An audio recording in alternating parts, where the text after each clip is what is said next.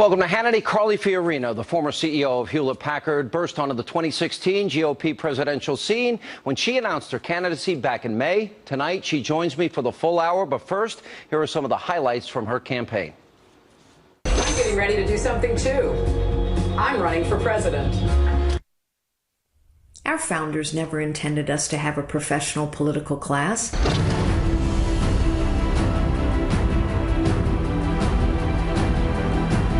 We need a leader in the White House who isn't afraid to challenge the status quo. She is lighting up the campaign trail. Hillary Clinton must not be president of the United States. The crowds love her. So she's trying to build up on that energy by comparing herself to Hillary. She doesn't talk about Obama. She talks about Hillary, and the base loves that. I think we need a nominee who will ask her these questions about trustworthiness, about transparency, and about track record. She was the anti-Hillary in that she took questions of the media. She went out and answered every question the press had. Meanwhile, Hillary Clinton is hiding. Like Hillary Clinton, I too have traveled hundreds of thousands of miles around the globe, but unlike Mrs. Clinton, I know that flying is an activity, not an accomplishment. We need leadership in the White House now that will unlock the potential of this great nation by changing the order of things in Washington, D.C. and challenging the status quo. I'm Carly Fiorina, and I'm running for president. Joining us now for the hour, 2016 GOP presidential candidate Carly Fiorina. How are you? Good to see you. I'm great. Thank you, Sean, for having me. It's such a big decision to run for the biggest office in the world. Why do you want to be president? I think our nation is at a pivotal point. I think ours was intended to be a citizen government. I have lived the American dream. I started as a secretary, became the chief executive of the largest technology company in the world, and am now running for president, and I truly worry that my two granddaughters and all of our grandsons won't have the same opportunity. We are literally crushing the potential of this nation. We are doing so with a federal government that is bloated, bureaucratic, corrupt, and inept. And like 80% of the American people, I think we have a professional political class that is more focused on the preservation of its own power, title, and position than on doing what needs to be done now. It's interesting you say professional political class, because you're not just saying Democrats. My biggest disappointment right now is in the Republican Party, in Congress in particular. They promised they would repeal and replace Obamacare. They voted 50 times symbolically, but when it came to standing up, Ted Cruz stood alone. They didn't join him because they didn't want to use the power of the purse and get blamed for a shutdown. Same with executive amnesty. Do you share that frustration that a lot of conservatives have? I do. And in fact, I see and hear and feel that frustration in places like Iowa and New Hampshire and South Carolina and elsewhere all the time. People will say, you know, we invested a lot of time and money in electing Republicans in a landslide in November 2014, and what has really changed? If you even go back further, let's face it, every agency in the federal government has gotten bigger and bigger for over 40 years, Republicans and Democrats alike. How long has the Veterans Administration been a scandal? How long has the legal immigration system been broken? How many times have we seen examples of just sheer ineptitude? These are things that have gone on for a long time, and I think what people know in their bones is that the only way you can change that is to have someone who has the courage to challenge the status quo. We're going to spend a lot of time and go into great detail on your economic plan, foreign policy issues. I want to start with what I think has separated you from some of your colleagues, and that is a willingness to be very forceful and outspoken against Hillary Clinton. I have, for example, a tape of you saying that you're going to answer any and all questions from the media, unlike Hillary Clinton. Let's play that tape. And anyone who has sat through these avails over many months knows that I will take any question on any subject, and the vast majority of my speeches in front of anyone are about a host of issues that are important to the American people, whether it's getting small businesses going and growing again, whether it's disentangling people's lives from webs of dependence, whether it's about actually cutting our bloated federal government down to size, or whether it's about what we need to do to push back on Vladimir Putin and ISIS. I think that the Republican Party needs a nominee who will ask these questions on a general debate stage. I hope the media will continue to ask these questions. I hope you're all very interested in asking me questions, and I appreciate very much the opportunity to answer your questions. I hope you will continue to be as aggressive with Mrs. Clinton wherever she is on this street corner. But yes, I think we need a nominee who will ask her these questions about trustworthiness, about transparency, and about track record. Hillary won't talk to the media. You're calling her out on it. And more importantly, this poll, numerous polls now that have come out, a vast majority, 57%, do not find her honest and trustworthy. Do you think she's honest and trustworthy? No, I don't. And I think she's demonstrated that. There are just so many questions that remain unanswered. It's entirely legitimate to question all of these things about Hillary Clinton. I also think it's far more productive for me as a candidate for the Republican primary to be training my fire on Hillary Clinton than to be training my fire on other Republican candidates. But you know that's coming, right? There'll be a little fire back and forth, intramural squabbling. Well, some candidates are training all their fire on each other, and I think that's unfortunate, actually. Do you think maybe other candidates are timid to go after Hillary as hard as you have because she's a woman? And I ask you that through, if you look at it through this prism. Rick Lazio walked over during a debate and handed Hillary Clinton a piece of paper, and you would have thought at the time it was the worst thing that any man could ever do. And then, of course, Mitt Romney was accused of a war on women because he had a binder of women's resumes. Do you think there's a certain fear, a certain level of timidity on the part of other Republicans? Well, I hope not. And just to reassure people that the left is an equal opportunity opposer, I have been called a threat to women's health because I'm pro-life. My candidacy has been called an offense to women because I don't agree with the litany of the left.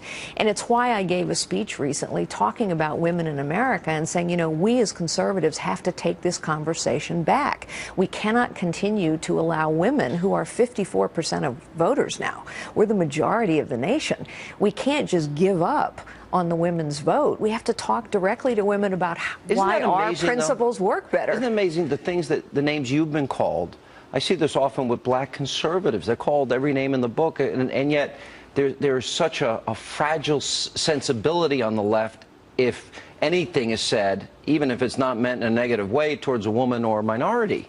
Do you see that double standard? You're living it. Of course there's a double standard. I mean, honestly, women are prepared to disagree if the disagreement is respectful. We know that. I think most men are. But in politics, and this is why so many people have just given up on politics. In politics, everything is an argument. Everything is vitriolic, and you're absolutely right. The left wing has a double standard. In fact, one of the things I want to point out, and will continue to point out, is the policies that Hillary Clinton, for example, is espousing. The policies that Bernie Sanders is espousing are bad for women. Do you think she's a third term of Obama? Yes, at least. But, you know, if you listen to her speech on Roosevelt Island, she, in fact, is doubling down. She said she would go further than President Obama on illegal immigration, for example.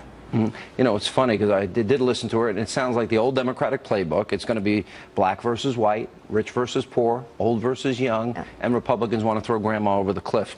One of the things you've also taken on about Hillary is this Clinton Foundation and taking money from countries like Saudi Arabia, the UAE, Oman, Kuwait, that have atrocious records on women's rights and gay and lesbian rights. And here's what you've said.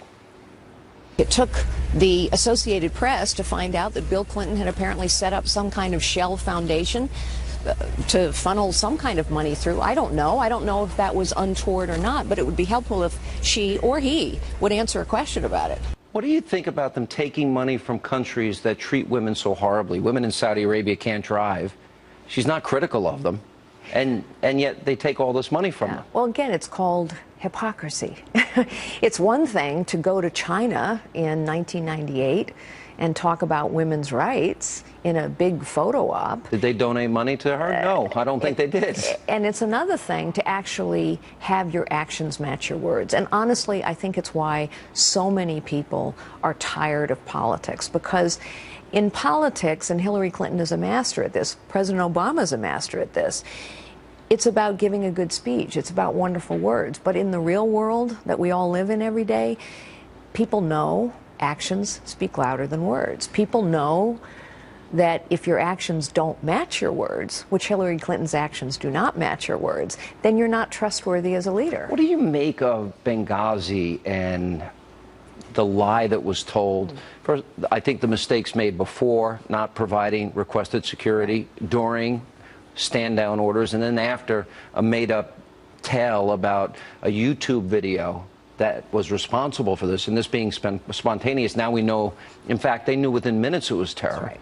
And then holding back documents, then emails not handed over, and then a server that is erased and eliminated. What do you make of, what kind of person would do that? Yeah, it's just unbelievable, isn't it? But let's back up just for a moment and say, imagine what you're thinking if you are a terrorist or an enemy of the United States, and you know that a terrorist attack has just occurred, that Americans have been murdered, and then you watch while the Secretary of State and the President of the United States lie, say, gee, this was a videotape. What do you conclude from that? You conclude from that, well, I guess we can go on. We're not going to get pushback. What do you conclude when a year later there's been a single arrest made of a videographer in L.A. and one other guy, pardon me, there were 2 arrests. One guy in Libya who rots in some Manhattan jail. What do you conclude? You conclude this is a nation that lacks the resolve to push back and challenge our adversaries. Never mind the incredible disrespect paid to the fallen and to the families of the fallen when Hillary Clinton stands over their caskets and sort of continues this fiction. All right, we're going to take a break. We're just getting things started. 2016 GOP presidential candidate Carly Fiorina. She'll be here for the hour tonight. Coming up, we'll talk about defeating ISIS, negotiating with Iran, and how do you fix America's broken foreign policy and the economy. Also, you've been sending us questions on Facebook and Twitter. We're going to ask Carly Fiorina some of those questions later in the program. Please stay with us.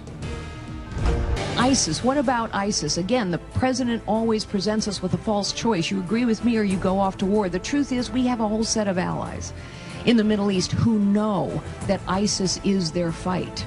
But they have asked us for very specific things to help them in that fight, and we have not provided them.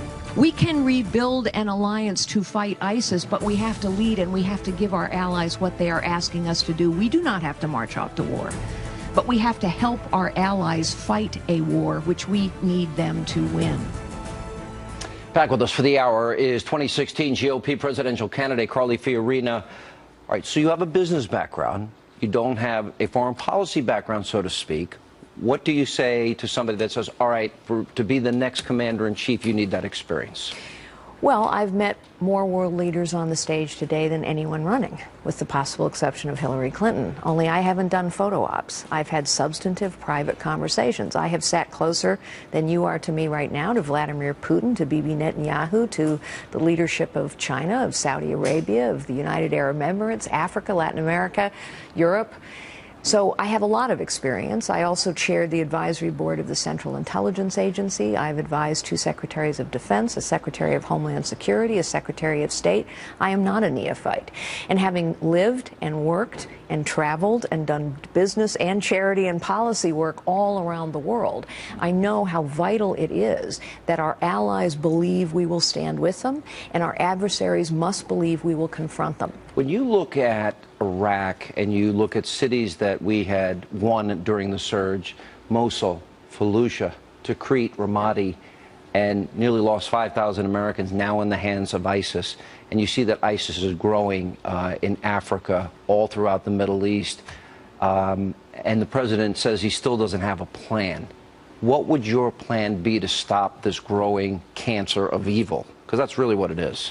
The first thing I would do is have a Camp David summit with our Arab allies, not to talk them into a very bad deal with Iran, but to say to them instead, what do you need from us? Now, we already know a lot of what they need from us. The Kurds need us to arm them. They have been asking for that for 3 years. And they've been fighting the good fight. That's right. They're probably the most effective fighting force there. For 3 years, the Obama administration has been saying we can't arm them because we have to go through this central government in Baghdad. The truth is there is no central government in Baghdad now. There is has a Shia government that is in collaboration with Iran. So we need to arm the Kurds. King Abdullah of Jordan, a man I've known a very long time, when that Jordanian pilot was burned alive, he was here in this nation. He was here because he was asking us to provide him with bombs and materiel. We still have not provided it. The president of Egypt, who has been very brave and gone into Cairo and spoken to the imams and said there's a cancer in the heart of Islam which you must help root out. He has asked us to share intelligence. We have not done so. The Saudis are asking us for help. The Emiratis are. So let us have a Camp David summit. Let us come together with our allies. They know this is their fight. ISIS is a huge threat to them. Yes, we need a more effective air campaign. Yes, we probably need more special ops forces on the ground. Are you saying with the summit that maybe we would be the provider of arms and materials and they would do the fighting? I think that is at least a huge part of it. I think we have intelligence we need to be sharing. I think we need to provide, we need to make it hard for ISIS as well as Iran to move money around the global financial system. We have a huge amount of influence over that we're not using. Been asked, knowing what we know now, should we have gone into Iraq? I think knowing what we know now, should Obama have pulled out as early as he did? And should he have kept intelligence forces and training forces on the ground? Would that have prevented ISIS take over these cities? Well, of course, that is the question. And what's also the question is, and no one's been able to ask it of Hillary Clinton, but they ought to be asking President Obama. President Obama and Secretary of State Hillary Clinton declared victory in Iraq in 2011.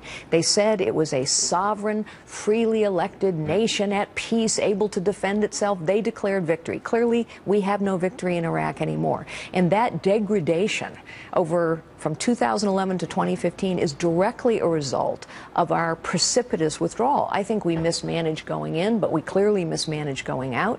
Our allies, however, again, they're asking us for specific things. They're asking us for leadership and support. We have not provided it. So what does that say? It is yet another example of allies all over the world saying, you know what, we can't count on the U.S. And it is why, honestly, on day one in the Oval Office, I would make 2 phone calls, important in and of themselves, but important symbolically as well. Phone call number 1 to Bibi Netanyahu, a man I've known a long time, to say we will stand with the state of Israel. But guess what? Every other ally, including our Arab allies, has watched how we have treated Israel. And when we treat Israel as badly as we have, they conclude their friendship with us means nothing. And the second phone call I would make is to the supreme leader of Iran. He might not take my phone call. He would get the message. And the message is New Deal. And here's the deal. Until you open every nuclear facility, every uranium enrichment facility to anytime, anywhere inspections, we will make it almost impossible for you to move money around the global financial system. We can do that. We can cut off their access to a lot of systems. We haven't done it. Again, our adversaries everywhere would say, maybe the United States now is willing to confront its adversaries. Would you add to that when they said the destruction of Israel is non-negotiable, that's got to be taken off the table? Would you add to that, stop chanting death to America and stop being the world's leaders of state-sponsored terrorism? Iran, as a condition.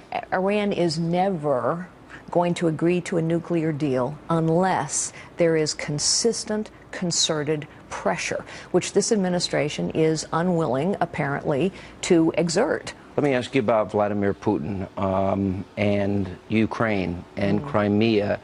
Obviously, he's grown in influence in terms of his territorial ambitions. Right. And so have the Chinese. Yes. There's been no penalty for hacking into our government systems. Nope. How would you handle those 2 situations? So Russia, having sat across the table from Vladimir Putin, it's pretty clear when you meet him that he has an almost limitless ambition for power, and he's been very good at acquiring it.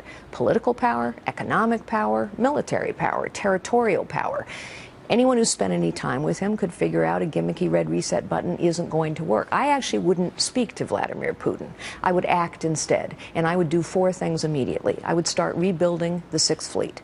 I would start rebuilding the missile defense program. I would begin conducting very aggressive military exercises in the Baltic states, and I would arm the Ukrainians. What Vladimir about the Poland, Putin, when you said the strategic defense, did you mean Poland? Yes, absolutely. Okay. Absolutely. Why would Obama unilaterally and inexplicably just shut that down? Made no sense. We don't need to be talking to Vladimir Putin right now. We need to be pushing. So you do those 4 things immediately? Absolutely. Immediately. And I think Vladimir Putin would start to come around. The other thing I would do is allow us to become We can, we should, we must become the energy powerhouse of the 21st century. And when we become the energy powerhouse of the 21st century, bad actors like Vladimir Putin have less leverage, undoubtedly. China, meanwhile, has gone from a sometimes competitor, sometimes ally to an adversary. It's clear they have. Once again, our allies are asking us for some very specific things, very specific technologies to be helpful to us in that region. We should be giving them to them. We should be conducting more aggressive exercises. I was encouraged to hear Defense Secretary Ash Carter's comments. But the most important leverage we have over China is something we never use. Money. The most important leverage we have is how fast they grow their economy. The Chinese have made a deal with their people, and the deal is this: we will grow this economy and lift millions of you out of poverty, and in return, you will accept a repressive totalitarian regime, corruption, lack of safety standards, pollution, all the rest. They have to grow their economy. We are their largest market. Our companies provide them with a lot of what they need to grow that economy. And we have never used that leverage. They don't think us talking about currency manipulation is valid. They think we're manipulating our own currency. There's got to be a penalty, you would agree, for hacking into our government Absolutely. systems. And by the way, just to finish this thought, but I'll come back to the hacking for a moment. If we, for example, were to say to China, you're going to have to play by the same rules in our country that you force us to play by in your country. We wouldn't have permitted, for example, Alibaba to take advantage of our capital markets to launch their IPO. Just, hey, let's just play by the rules you want us to play by, which, strictly speaking, we are entitled to do under the WTO, and they have not. There's no reciprocity. No, they're not living by the agreements they made, particularly when it comes to the theft of intellectual property. You know, it's interesting because to sell a GM car there is next to impossible. That's right. Great points. And coming up, Carly Fiorina has plenty of experience in the private sector. We'll ask Carly Fiorina how she plans to create jobs, turn around this economy. That's next. Then later, it'll be your turn to get in on the action. We're going to ask Carly Fiorina some of the questions you've been sending us via social media as Hannity continues. It's the small and family-owned businesses that create 2/3 of the new jobs in this country. They employ half the people. And so when we crush them, and we are crushing them, we crush possibilities for all kinds of Americans and all kinds of communities. Back with us for the hour, 2016 GOP presidential candidate Carly Fiorina. You know, I look at the amount of suffering that is going around in this country. If you become president, here's the economy you will inherit. $20 trillion in debt, $100 trillion in unfunded liabilities. You will inherit 93 million Americans out of the workforce, 50 million Americans in poverty, 46 million Americans on food stamps that have been there for 40 months or longer. How do you begin to solve such an enormous problem like that economically? And this president, of course, declares victory. Amazing. So here's the good news about this. The only way to get our debts and deficits under control is to grow the economy, cut spending. Grow the economy, cut spending. Grow the economy, cut spending. The good news is only two ways. Okay. But they're two sides of the same coin. If we cut spending in the right way, we will help grow the economy. So I believe we need to do three things. One, we have to disentangle people's lives from these webs of dependence. If you look at the programs that we have put in place ever since the war on poverty, those programs provide all of the wrong incentives. If you're a single mom with a couple kids on food stamps, none of those programs incent you to move forward in your life. In fact, if you try to move forward in your life, if you try to work more, if you try to earn more, you start losing benefits. In other words, the risks feel too high to you. So we have to disentangle those webs of dependence. We have to make sure that every single child gets a good quality education, which means we actually have to provide parents with choices. The left wing is totally on the wrong side of this education issue. And no, Common Core and increasing spending in the Department of Education isn't going to solve that problem. What's going to solve that problem is choices for parents and accountability for teachers. Let me go to your 2 points, because I agree with you. There are only two ways you can do it. When you talk about cutting spending, most politicians, Washington works in funny ways. Because it doesn't work. It doesn't work, exactly. Baseline budgeting, built-in increases in every government program. That's right. And then if you reduce the increase from 8% to 5%, they call it a cut. That's not a cut. No, it's not. That's an increase. That's right. Are you talking about real cuts and real reductions in the size and spending in government? Yes. Three things we have to do to actually reduce spending. Number one, when tens of thousands of baby boomers retire out of the federal government, we cannot replace a single one. And that's what's going to happen over the next 5 or 6 years. Number two, we need revenue reducing. Yes. Okay. We need revenue reducing tax reform. Not revenue neutral tax reform. All these tax reform plans. So the government will take in less money. Yes, less money.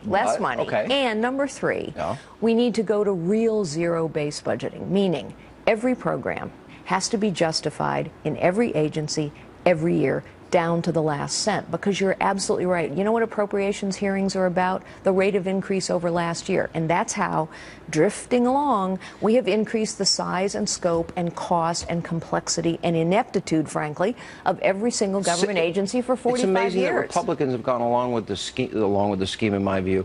The penny plan, which I support, I support it, one, because it works, and two, because you can explain it in a sentence. You cut 1 penny out of every dollar the government spends every year for 6 years, you balance the budget. You know what, Sean? There are so many good ideas, that being one of them. But here's what every single one of those good ideas takes. Leadership that is unafraid to challenge the status quo. And what happens is you get a lot of politicians who are being benefited by the status quo. And so guess what? They don't challenge the status quo. It is why now we need a leader in the Oval Office who will challenge the status quo of Washington, D.C. Right. So if you cut the spending into the government, also you're talking about tax reform, reducing the amount of spending and real dollars. That's right. Okay. Now we still have all those people out of the labor force. That's right. We still have those people in poverty, and we still have those people on food stamps. And we still have debt to pay down. How do you then get those people back to work? The most important thing that we need to do to grow this economy is to get the real engine of economic growth in this nation going and growing again. And guess what that is? Small and family-owned and new businesses. Small, family-owned, new businesses have always created 2/3 of the jobs in this country. They employ half the people. I started out as a secretary in a 9-person real estate firm. My husband, Frank, started out as a tow truck driver. I was a dishwasher. You were a dishwasher. The point is, it's how most Americans get their start. And what we're doing now is we're destroying more of those businesses than we're creating. This big, bloated, complicated government that has been created over decades by a political class, guess what? Only the big, the powerful, the wealthy, and the well-connected can deal with that big government. It's called crony capitalism. And the only way to reduce crony capitalism is to simplify and reduce the impact and the spending and the scope of government. You talk about simplifying the tax code. Do you prefer a flat tax, a fair tax? Do you have a preference? I prefer a tax code that's 3 pages long, not 70,000 pages long. I prefer a tax code that anybody can understand and can fill out without having to hire an accountant or a lawyer to do so. I can't tell you how refreshing that would be. All right, we'll take a break. We'll have more with Carly Fiorina right after the break. Plus, we'll ask her some of your questions that you have been sending via Facebook and Twitter. Straight ahead. She tweets about women's rights in this country and takes money from governments that deny women the most basic human rights. Like Mrs. Clinton, I too have traveled the globe. But unlike her, I've actually accomplished something.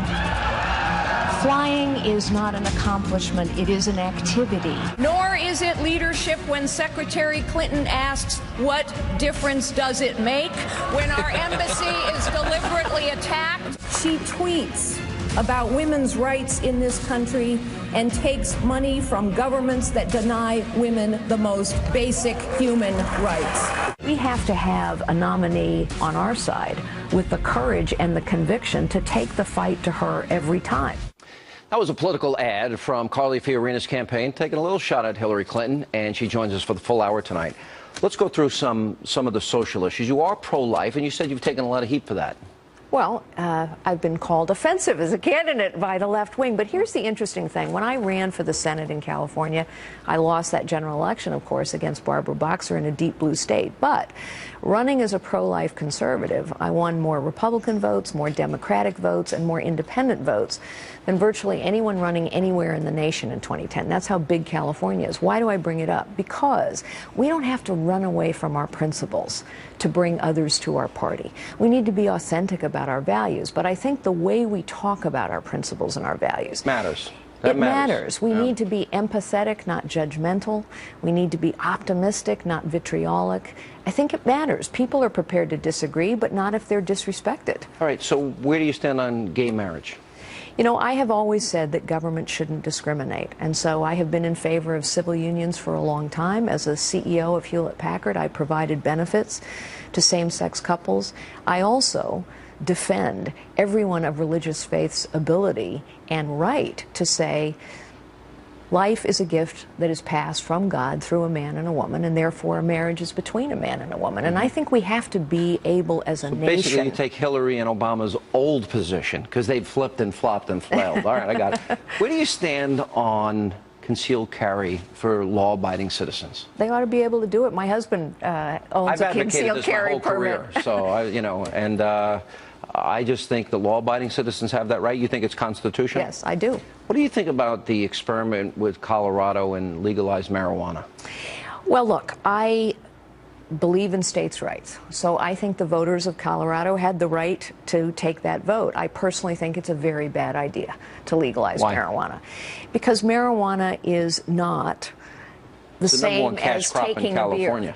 You know, I'm a cancer survivor, and I remember when I had cancer, my doctor asked me if I had an interest in medicinal marijuana. I did not, and he said, good, because marijuana is a very complex chemical substance now. We don't understand how it interacts with other drugs. We don't understand what it does to your body. So if we're going to treat it like a medicine, and many people are benefited by marijuana as a medicine, I'm okay with that, but then regulate it like a medicine. Don't say to young people, this is just like having a beer. It's not. Do you think climate change is real? You know what I would say? You know what I would say? All these scientists that tell us it's real and it's man-made. Read the fine print of what those scientists say, because what they also say is a single nation acting alone will make no difference at all. So here we have a bunch of liberals and people in the EPA who are willing to sacrifice other people's lives, other people's livelihoods at the altar of their ideology, whether it's fish over families in California or destroying coal mining communities in Kentucky and West Virginia, and we're not making any difference. The answer to this is innovation. It's always innovation, never regulation. Immigration is such an important issue. What is your answer to this illegal immigration problem we have? And I only have a minute, so I'm putting you on the spot. Here's where people lose faith in government. We need to secure the border. How long has the border been insecure? How long have we been talking about this? Secure the border, north and south. Second, how long has the legal immigration system been a problem? 25 years? A lot of politicians talk about it. It's not fixed. We got 16 different visa programs. We let the wrong people in. We send the wrong people home. Fix the basics. Do that first. Yes. Why don't we do that first so that people's and then you discuss the 11 to 15 million people here illegally? Yes, and I think there... After.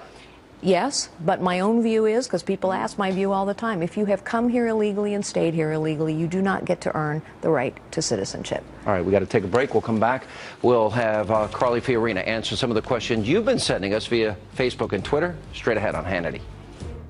This must be a nation, once again, where every American, regardless of their circumstances, feels that their life is filled with possibilities.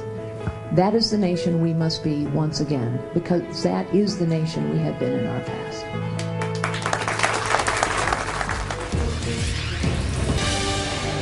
As we continue with 2016 GOP presidential candidate Carly Fiorina, we're going to get to some of your questions in just a second here. All right, I'm going to mention names.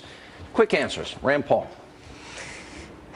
I think he is outside the mainstream of this party, and I think we are a nation that must always face outward into the world. When we are not leading, which doesn't mean rushing off to war, the world is a far more dangerous and tragic place. Rubio, Marco Rubio.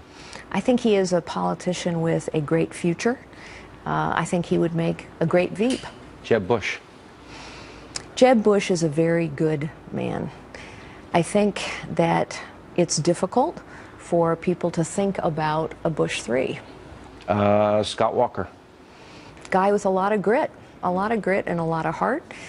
He has a very different experience set than I do, which is a lifetime in Wisconsin politics. Ted Cruz. Smart man, a very smart man. And I think that being president requires unifying the country. Rick Perry. Rick Perry is a good friend of mine. Rick Perry got me to outsource a lot of manufacturing from California to Texas, as a matter of fact. He's very convincing. He was up here and he almost lived in New York, stealing business from New York. Barack Obama. You know, I think he is a good father, a good husband. I think he loves this country, but honestly, I think his ideology is so foreign to what I believe this country is about. I think he has no experience in what leadership really is. And I think now we need someone in the Oval Office who understands what leading really means. Hillary Clinton. I think she's a hardworking, intelligent woman who has dedicated her life to public service. I think her ambition to be president far outweighs her ability to be an effective leader. Let's go to Facebook. We have Henry Robert, who writes, as a question for Carly Fiorina, what makes her any different than all the other candidates, and why should I vote for her? Well, everything about me is different. I'm not a professional politician, which means I can challenge the status quo in Washington. I understand how the economy actually works.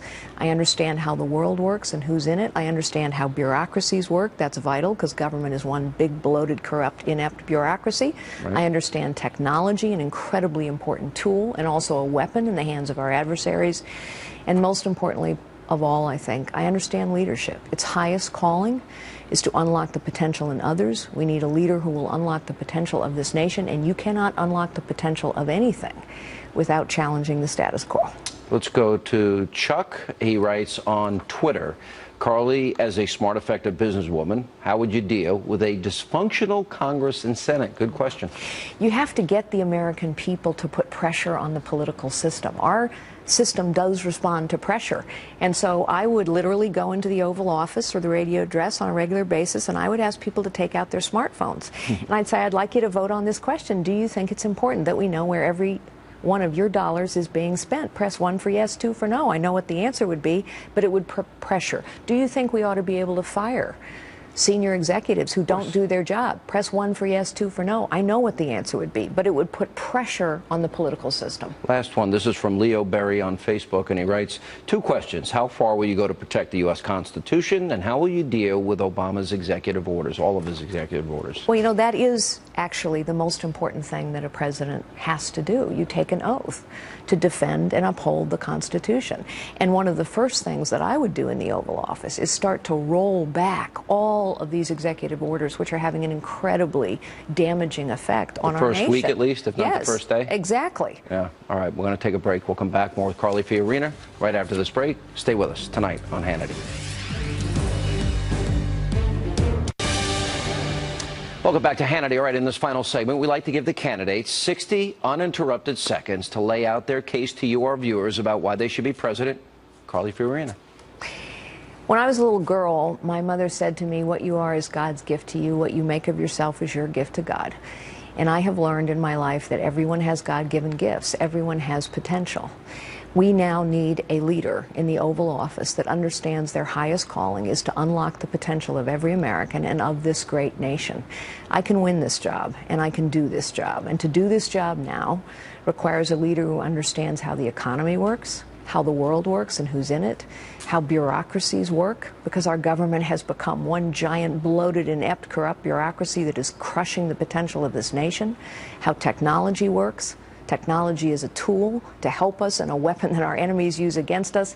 And most importantly of all, a leader who understands that the highest calling of leadership is to challenge the status quo and unlock the potential of this great nation. Carly, great to see you for the hour. Thank you so much for joining us. We really appreciate it. Thank you. All right, that's all the time we have left. Thank you for being with us. We hope you have a great night.